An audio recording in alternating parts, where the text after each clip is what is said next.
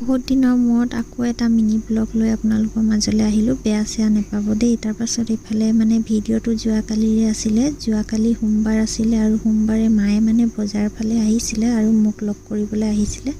ময়ো গৈছিলোঁ। তাৰপাছত ছোৱালীক লৈ গ'লোঁ।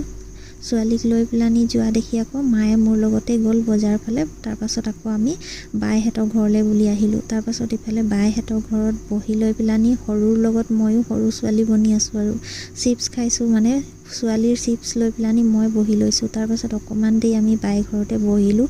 বহাৰ পিছত পায়স দিলে খাবলৈ। পায়স খাই লৈ পেলানি আকৌ পোলাও খাই ল'লোঁ।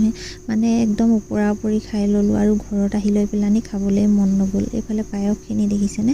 আৰু এইফালে পিছদিনাখন ৰাতিপুৱা মানে একদম ইমানেই সোনকালে উঠিছোঁ আৰু গোটেই ৰাতিটো হোৱাই নাই। ফটকা ফুটাই আছে, সাৰেই পাই আছোঁ।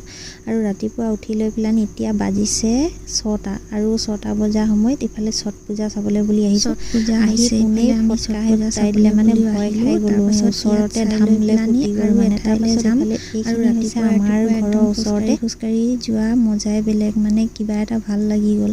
আৰু এইফালে আহি চাইছোঁ, এইফালে পেণ্ডেল দিছে, ধুনীয়াকৈ সজাই পৰাই লৈছে আৰু দেখিবলৈ ধুনীয়াই লাগিছে। আৰু মানুহো তেনেকৈ হৈছে, ইয়াত ভিৰ বেছি হৈছে, আমাৰ তাতকৈ বেছিয়ে হৈছে আৰু প্ৰথমবাৰ দেখিছোঁ।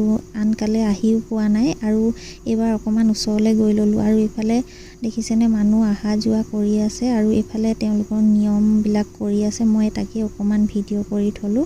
আৰু এইফালে ঘৰলৈ এতিয়া আহিবলৈ বুলি হৈছে। ঘৰলৈ আহি লৈ তাৰপাছত এইফালে আজি জীৱনত বনাইছিলে। প্ৰথমবাৰ মানে শাৰী পিন্ধি লৈ পেলানি ৰুটি বনাইছোঁ। আনকালে কোনোদিন পিন্ধি পেলানি এনেকৈ কাম কৰি পোৱা নাই।